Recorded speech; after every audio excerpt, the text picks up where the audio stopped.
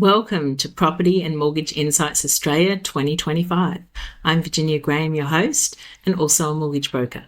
Today, we're going to talk to Linda from Property Ladder. Linda is one of the most experienced rental managers in the whole of Cairns. She's an expert at Airbnb. Welcome, Linda from Property Ladder. Thanks for joining us today. Thank you. Actually, let's go deep dive then into the Airbnb. Sure. So where would you, like investors looking at Airbnb, where would they look at and why? Okay, so for us personally, we don't like buying a property that's in on-site management. And that's for multiple reasons. Generally speaking, when you've got on-site management, your body corporate is much, much higher because you're paying a fee for that management service. They're also, from a lending perspective, harder to get borrow against. Sometimes they reduce the LVR on what you're allowed to. Yeah. If it's strictly in a letting pool or a property that's only letting, absolutely. So that's one of the reasons. The second thing would be location. So when somebody flies into Cairns, they're going to either want to hire a car or they're going to want to do tours. Generally, somebody that doesn't want to hire a car will want to be in the city and generally within 2 kilometres at the very, very most. So you need to, draw your little map. If you're going to buy somewhere out, say, Whitfield's beautiful, but you need a car. So somebody has to have that added cost of car hire, which car hire is quite expensive at the moment. The other areas are the beaches. So there's all the beaches along the coast that do have properties there. But then somebody will have to hire a car. And it's a different type of holiday. So what I tend to find with the Cairns market generally is that they will come for between 2 and 5 days. 3 days is sort of like the average. They fly in, they do the reef, they do the sky rail, they do the Daintree, and then they're off. They've ticked, the things off their bucket list. For that, they do like staying close to town. And again, it depends what you want to invest in. So we invest in smaller, budget, pet friendly, because pet friendly is a big thing, accommodation that's close to the city. If you want to go a little bit more upmarket, there are places like Cairns 1, which is 4 kilometres from town, but it is a gated community and it does have gorgeous gardens and amazing pools. But the cost of the buying it and the cost of keeping it is much, much higher. Yeah. And also probably running it costs more too.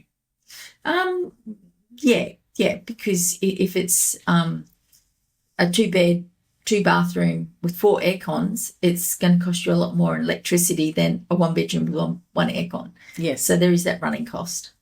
Yes. And so with the furnishing of the Airbnbs when you run them, do you furnish them the same? Like, would you furnish the one in that one, or does it require more furniture as well? Because it's got a pool. Would you have a pool noodle or something? Would you have other stuff as well? Generally, no. Generally, we don't provide the extra stuff. We might provide a beach towel. That's about the only difference, because generally they're out and about. Furnishing them, my philosophy always has been I would rather buy the best that I possibly can, but anticipate that I have to replace it in 2 to 3 years. So rather than buying a beautiful leather sofa with all recliners and all the bells and whistles for $10,000, I would rather buy the diamond sofa pair for $1,500 and expect to bin it after 2 to 3 years. Because there is still that wear and tear, and you do want the property to be presentable. Same with mattresses. You can buy, a mattress that's, $1,000. I tend to go not the budget, but above the budget to the middle. But do expect to basically turn it around and refresh it every couple of years, just to keep that niceness about it. Yeah. And what about things for the fridge and all that sort of thing? Like, how would you furnish them? Or what sort of food would you leave in them? Everybody has a different way of doing it. So we personally like having the things in there that we would want. So, I'm a big tea drinker and I take sugar and I love milk. So therefore, I put a litre of UHT milk in the fridge. I put a big container of sugar, a big container of tea, coffee, all those sorts of things. I also have, things in the cupboards like aluminium foil, and they're all just little things that can just make that stay. That's still budget. Great. People don't have to go, oh gosh, I've got to go and buy that. So yeah. And just furnishing it for us nicely. Mirrors are great. I love mirrors. Girls don't like it because they have to clean them all the time. But I love mirrors, because it bounces that thing. People are always looking at themselves, it's better than a painting. But, just making it feel like a home is super important. Yeah, there's something about when I looked at them online, they do look very, there's something very inviting about it. Very cozy almost, even though you're in the tropics. Yeah. When I was looking at it. Yeah. So Airbnb has changed over the years. 10 years ago when we started, nobody really knew about Airbnb, but now it's out there, it's mainstream, it is a way that people are booking holidays and they want that experience. They don't, especially if you're traveling with a family, you don't want to have to book 3 hotel rooms, And do you see it continuing, or do you, I know you don't know for sure what will happen next sort of thing, but do you think the rules will change, or do you see it continuing, or what do you think will happen with Airbnb? For Cairns itself, I do believe that it will continue on, just for the fact that we're at capacity already. We're pretty much fully booked all year round, even in the low season. So if you take that Airbnb accommodation component out of the Cairns market, the question is then, where are the tourists going to stay? And if the tourists can't stay because there's no accommodation, they will then bypass Cairns and go somewhere else. The flow-on effect of that is that if you don't have the tourists here, the boat's going to the reef aren't full. So therefore, businesses will struggle, people will lose jobs. So do I think that, there may be slight changes? Possibly. But generally, I think Airbnb is part of the fabric of tourism for Cairns. Yeah. So there's the Airbnb. So if there's not enough accommodation for the tourists or for the people here, really, or for anyone, is there any plan to build any more? There may be plans, but I don't actually see, like anywhere, everywhere is struggling for accommodation or, somewhere to live. But I just don't think that there's the ability to do it, because the cost of labour, the cost of just my handyman has doubled.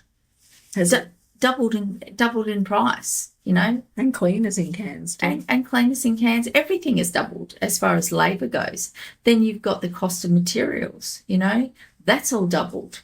So, you'd be a very brave builder to be able to put everything that you have on the line to go out, borrow the money, hope that you can get it done on time, hope that you can get the trades that you need, hope that you can get the materials that you need, and then basically make a profit.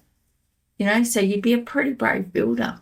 To give you an example on cost, so I upgraded some shower screens recently at a property that we were selling, and it was just a single door, and it was a 3-piece slider, and it was built for that area. I didn't get it off the shelf, and the cost was, from memory, about $350, which I thought was okay.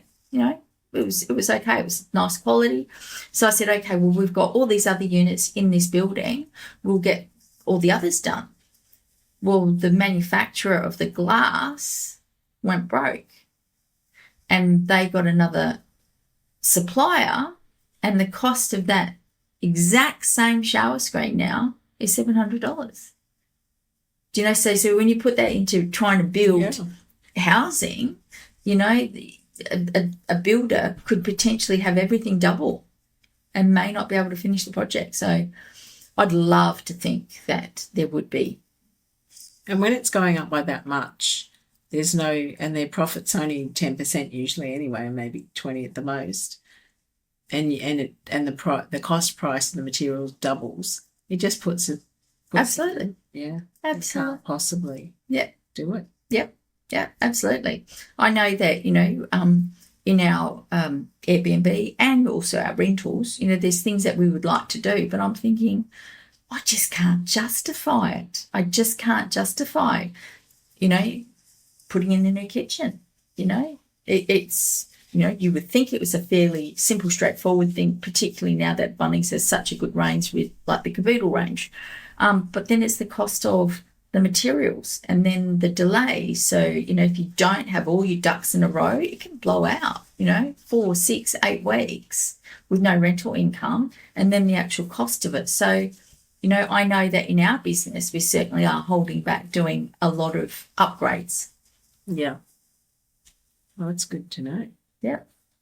And so if someone wanted to buy something for Airbnb, what would they buy? So you reckon within a kilometre of the city, and then would it be a unit, do you think?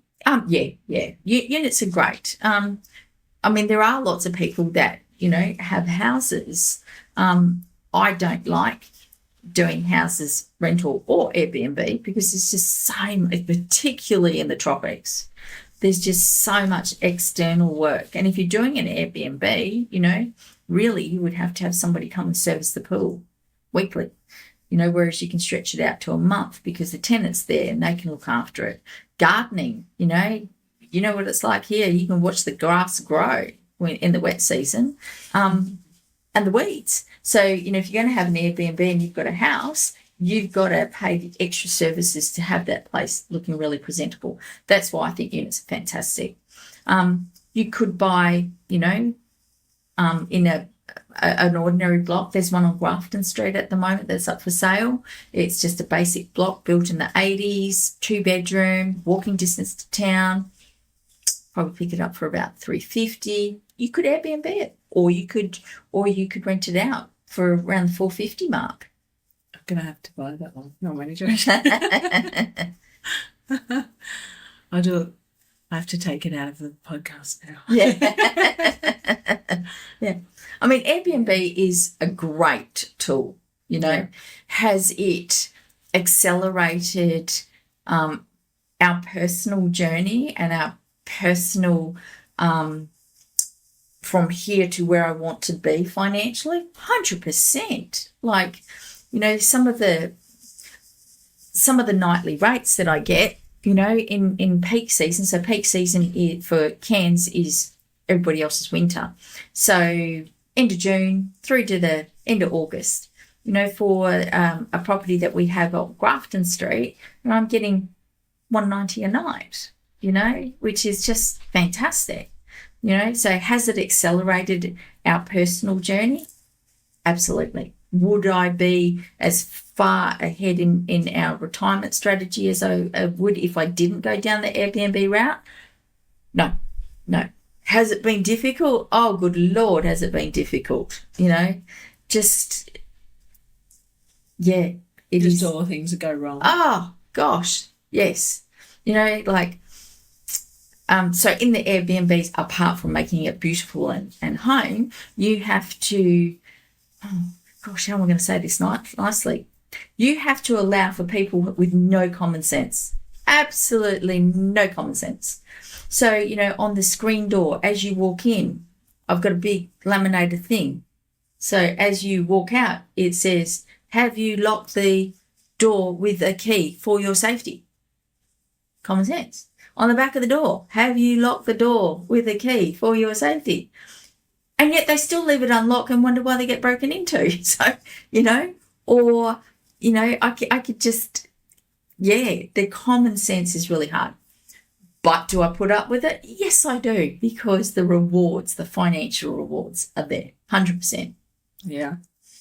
And so what do you think's the best thing to do then? So you think buy some Airbnbs, buy some, like, what strategy, just so I understand it, what strategy does buying the different things feed into, as it were?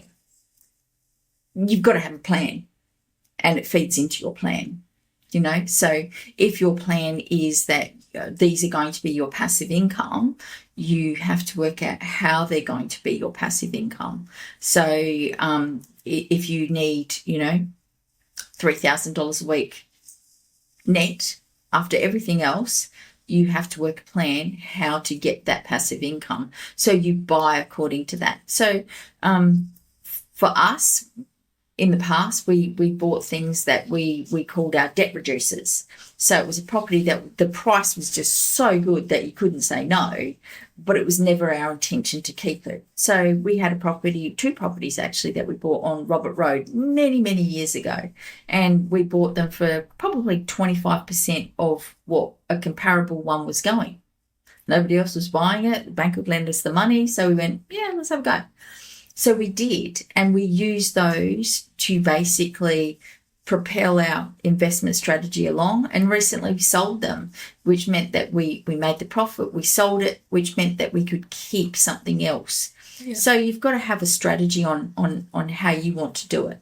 You know, duplexes are great. You know, if you get a good set, you know, you could get potentially over $900 income a week. You know, so that's a great return, but you've got to have a strategy, and what works for me might not work for you.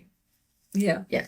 So if people wanted to, say, retire, how do they retire with Airbnb, or is that not part of the retirement strategy? Because the income's so unreliable, like you never know what you'll learn from that compared to. I guess when I'm looking at it at an Airbnb investment in Cairns, I have to make allowances for the fact that probably from end of November, you've got that short window between Christmas and New Year, and that first week of, you know, January, that's good.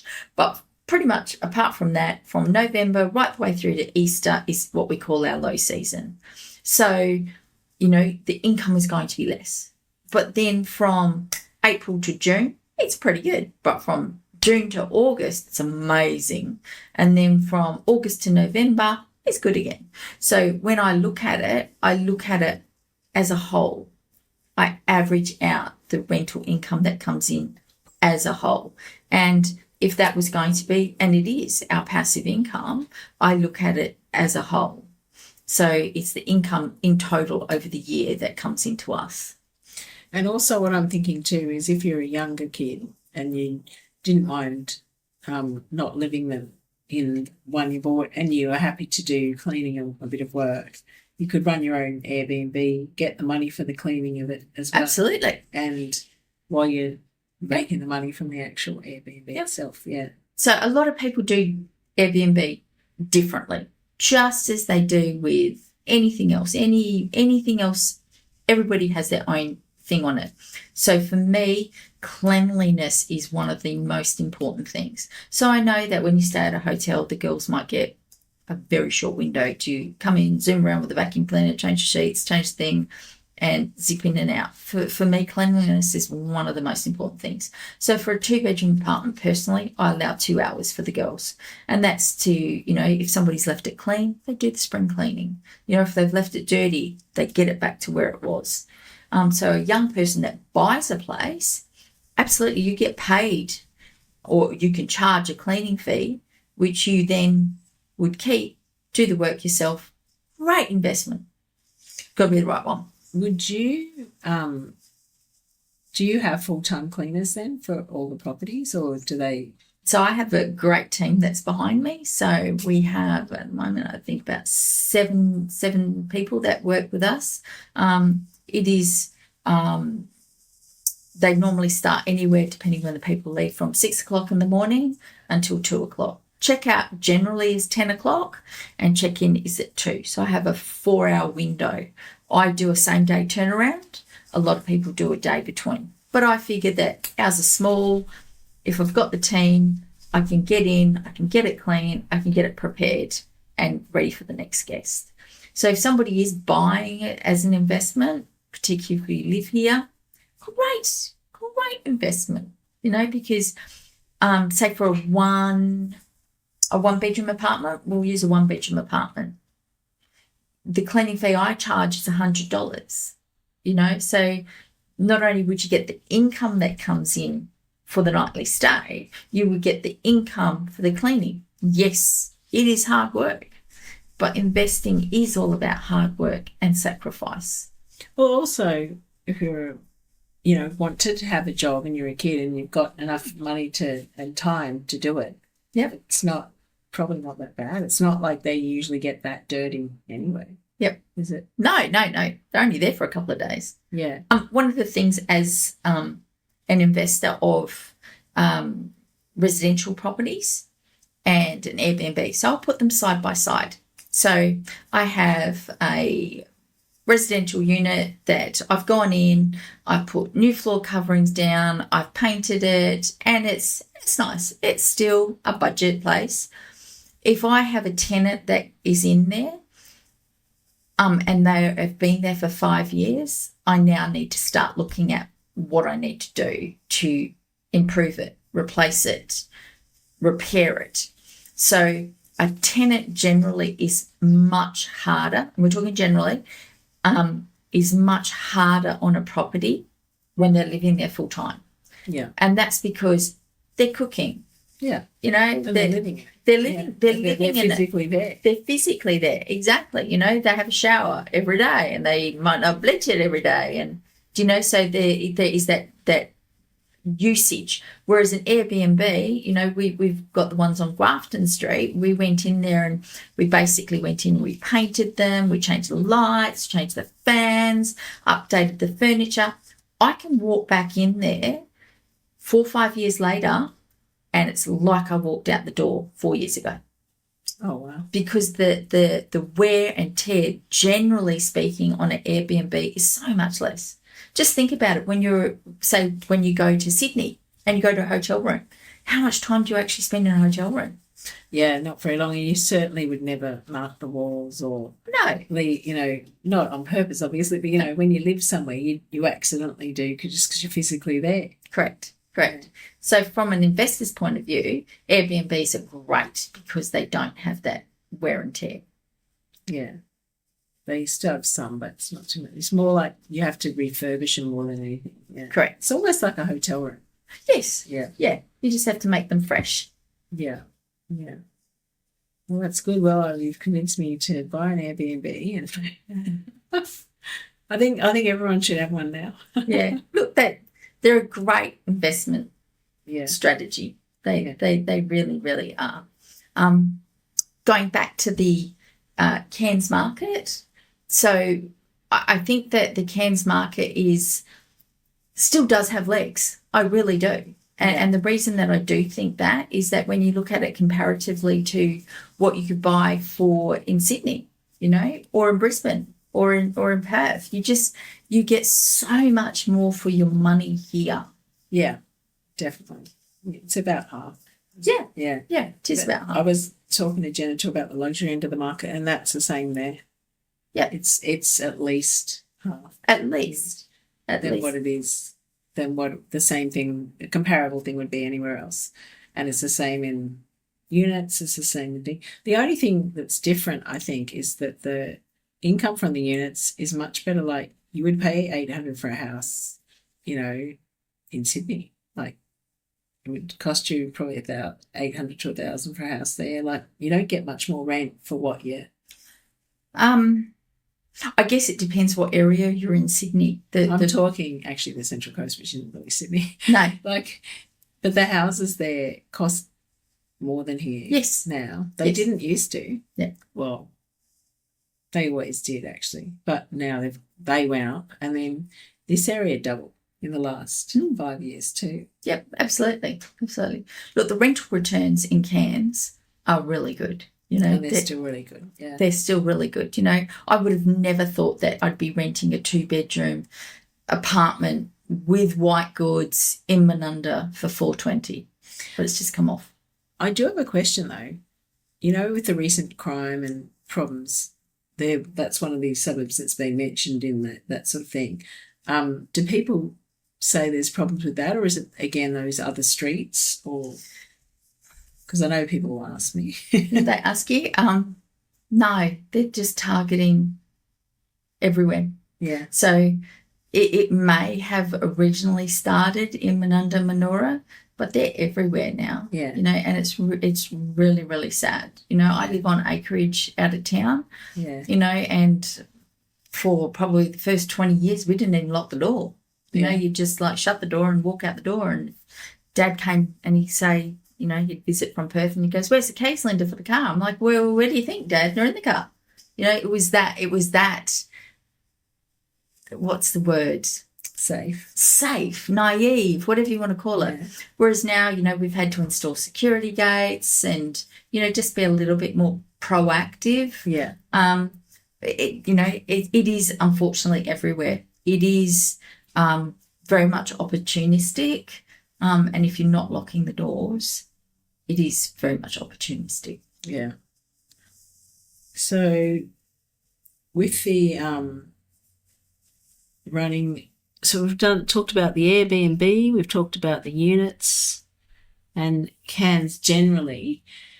So overall, it does all come down to your strategy, really, doesn't it? It does. You know, the best piece of advice I can say is you need to know where you're going before you start. Yeah. You know? And with you're also saying that you've mentored some young people through it too. So what were the examples there?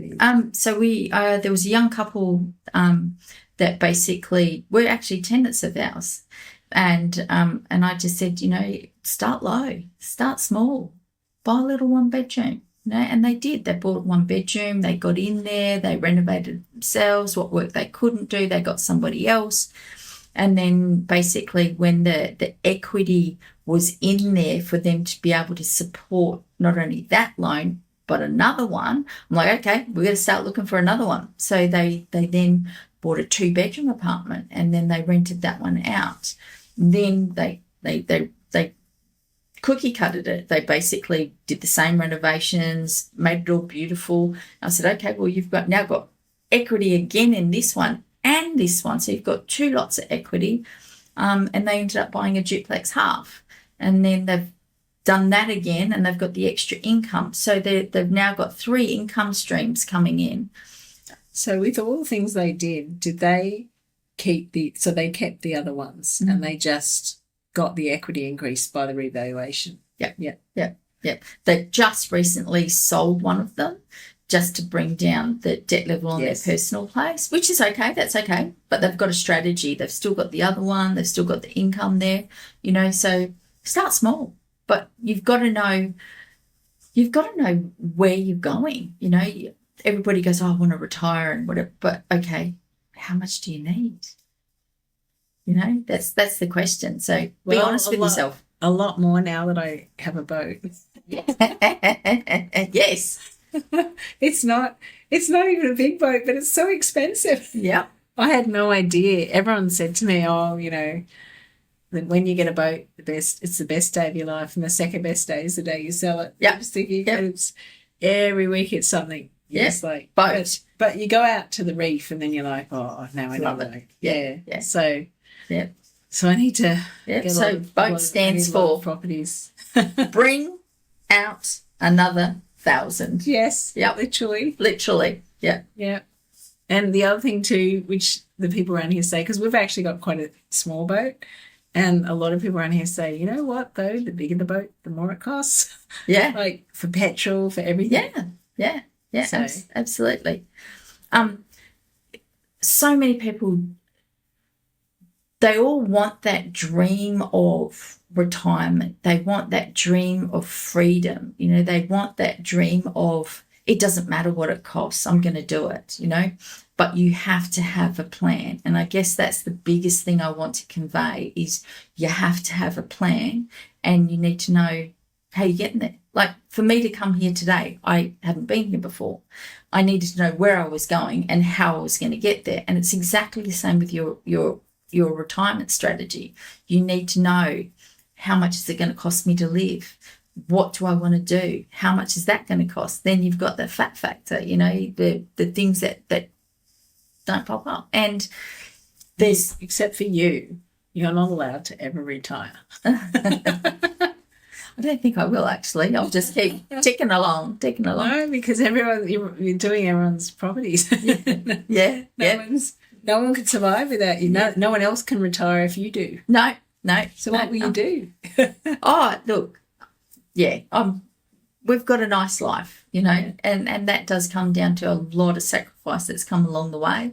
Yeah. I'm not going to say that I don't have the nice things in life. I do have the nice house. I do have, house at the tablelands. We do have the nice cars. We do have the nice holidays, but that's come with sacrifice and hard work and investment. Yep, 100%. That's all it's come along. So you've got to know where you want to be and how you're going to get there. Yeah, for sure. And I think that I think some of it's luck too, like to a certain extent. Lucky I met you. Yeah. It is luck as well, and some of it's but I think you definitely hard work and luck. Yeah, and planning. You get lucky. You get a lot luckier the harder you work and the more you plan. It's true. And also with the Cairns market, because I know Cairns. Yeah, it's knowledge. Yeah, do you know? And if you don't have that knowledge, you need to learn that knowledge. So this friend talk to someone that does. Yeah. Yeah. So that friend of mine that we just bought that unit for, she would send me properties and I'd be like, no. But I would explain to her why it was a no, So on the surface, at the moment, there's quite a few that you go, wow, that's really cheap. No, it's not a good investment, So you need to know you have to have that knowledge. Yeah, you do. Like City Park, fantastic investment. Scottsdale next door, where this friend of mine bought, fantastic investment. Money's in the body corporate, levies are really low, rents are high. It's, best of block place. It's fabulous, Whereas there's some others that you go, that's a problem. Yeah, I run everything by you. I think you have to though, because you need, like, you've been in this area now for 20 years. 25 years, yeah. So, I mean, there wouldn't be many people that would know it like you do. No. I like to convey things by stories. So, you mentioned the word luck, right? Was I lucky to be here in 99? Yeah. Yeah, I guess. You came up on the boat. Yeah, came up on the boat, yeah. Was I lucky that my next door neighbour came over and said, I've just bought a unit and it was like 34,000? Luck, absolutely. Were there as many other people in Cairns at the same time? Yeah, 100%.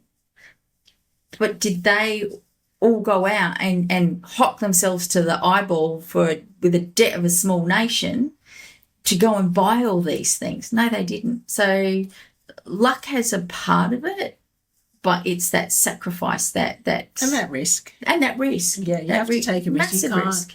You can't get anything if you don't take the risk. No. And people want risk-free things, or to blame someone else if it doesn't work out or whatever. But you've got to be in it to win it too. Like, you've got to take the risk and learn. Yep. Take a risk you can afford to take, and buy something you can afford, and then you can go from there. Like, you can go from there. Correct. Yeah. One of the things in the exit strategy that we have is a lot of people go, well, don't you want to be completely debt-free? Yeah, of course I'd love to be debt-free. But I'm more than happy with, some debt, because the way that I think about it is that for me to be debt-free, I have to sell this many of our properties to clear that debt because I'm never going to pay it down individually. So therefore, I have to sell those properties. Once I sell those properties, I lose any potential capital growth. I lose any income. So basically, I'm using the bank's money to double my money. Yep. To leverage it. Yeah. Yeah, to leverage Sure. it, and lots of people don't understand that. So good debt, bad debt. Is that a good debt? Yes, it is, so long as it's in the right debt. Yeah, and as long as you're comfortable with it, Correct.